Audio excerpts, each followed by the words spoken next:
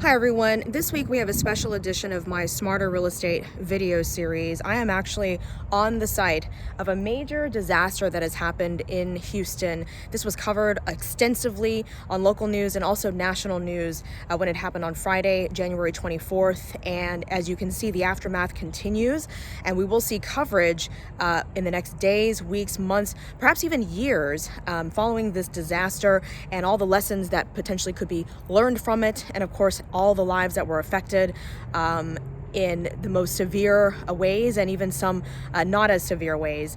I'm going to pan over to show you the street here. You can see these cleanup crews. A disaster happens and they come in to rip out materials of homes that have been damaged and start to clean up and restore and repair. The reason I'm in this neighborhood is because we manage a rental house here. I'm Julie Tam, managing broker at Lynn Realty. We've been serving generations of clients in the greater Houston area and from around the world since 1981 in sales, leasing, and also property management. Currently of more than 300 rental properties around the greater Houston area and counting. I'm crossing the street here of the Westbranch neighborhood, which was one of two neighborhoods that authorities in Houston actually shut down to everyone except for residents after this disaster happened. You probably heard about it, especially if you live in Houston. You might have even felt it, even if you lived even a few miles away. And it was the Watson Grinding and Manufacturing Plant on Gessner and Clay Road, that area that exploded, a massive gas explosion. You can see more of the debris as I walk down the street toward our rental house.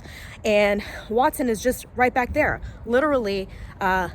If it was a residential neighborhood, in the next neighborhood over.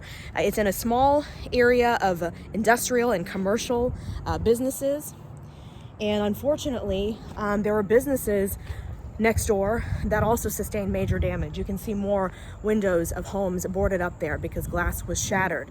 And so this is a very sad situation. Two people lost their lives that were right there, ground zero at the disaster site, and some more people were injured. And of course, hundreds of homes have been either destroyed or partially destroyed or sustained anywhere from minor to major damage. This house that we manage here was already leased out. We actually had a tenant scheduled to move in the day of the disaster. Someone from our office came to change out locks, as we are required to do for rental properties in Texas between tenants.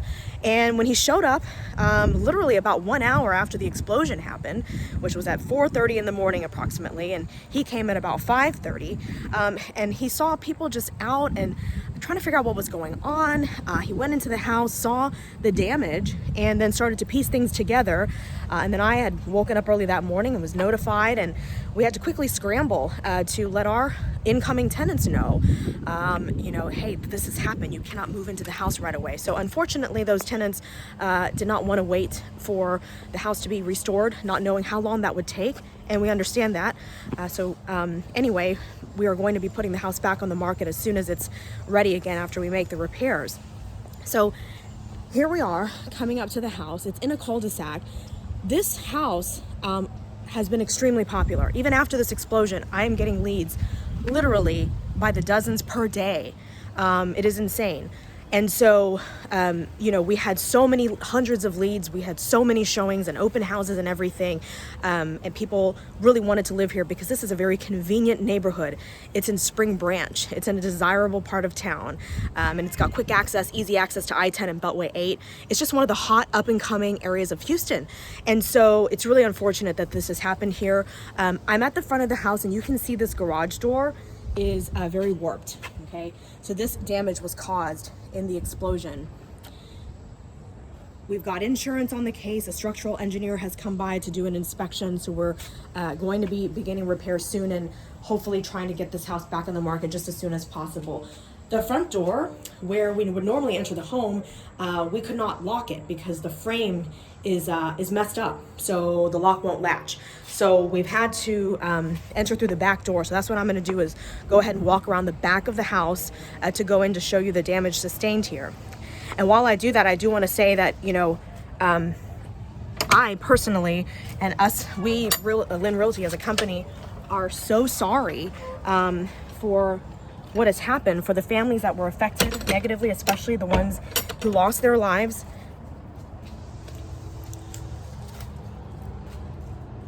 And of course, those who are going to have to rebuild. Now that's a scene you don't see every day. Right in the middle of the city, there's a chicken that somehow got into the backyard of this home. And there it goes. It's all right. Not going to hurt you. I love animals. Okay, so coming around back here to enter. And by the way, these videos are shot in one take and are not edited. I take you on my real estate adventures weekly Wednesdays in this Smarter Real Estate video series. And this is certainly one of those adventures. And along the way, I also want to teach you some practical strategies to be a smarter buyer, seller, renter, or landlord. And this in particular, of course, is just showing you what happens in the aftermath of a disaster and the things we have to do to respond. Very much like something, like Hurricane Harvey or another flooding event, as Houston has experienced a lot of. I've had to go respond to situations like this where the streets were in even worse shape with piles and piles of debris, sometimes a few feet high, from what was ripped out of homes that were damaged. So anyway, coming in here, you can see that the front piece of the fireplace just blew right clearly off of the brick fireplace and onto the floor. The explosion was that powerful. And then I mentioned the frame of the front door. Excuse my camera work. I am doing this with my iPhone in selfie mode. Okay, you can see the frame just on the floor there. And if I can get this framed up so you can see the damage to the frame of this door. And this is why we couldn't enter from outside, because this lock, it won't lock properly. You can see the deadbolt here. So we've locked the keyless deadbolt, so at least the door stays secure for now. I spent over 10 years in television news, but not behind the camera, in front of the camera as a reporter and an anchor. And so I never had to shoot my own stuff. So this is what you get. I was not a video journalist, as many folks were. I was one of the ones who fortunately had my own photographer.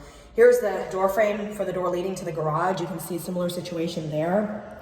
And the inside of the garage door, we saw the outside and the warping going on.